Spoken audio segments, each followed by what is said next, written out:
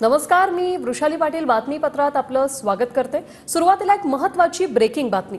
सत्ताधारी आमदार मिटकर यांची विखेंच्या कारभारावर नाराजी त्यांनी वर्तवली। शेतकऱ्यांसाठी 2 दिवस झाले फोन करतोय पण विखेंचा फोन बंद आहे असं मिटकर यांनी म्हटलंय। पीएनना कॉल करूनही प्रतिसाद न मिळाल्याचा मिटकरी यांचा दावा आहे। विखे अकोल्याचे पालकमंत्री आहेत, प्रतिसाद न मिळाल्याने खंत व्यक्त करतो असंही मिटकरी म्हणाले।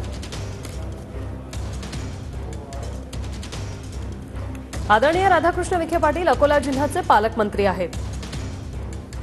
जिल्ह्यातील शेतकऱ्यांसंबंधी प्रश्नाबाबत 2 दिवसांपासून आपल्याला संपर्क करण्याचा प्रयत्न करतोय।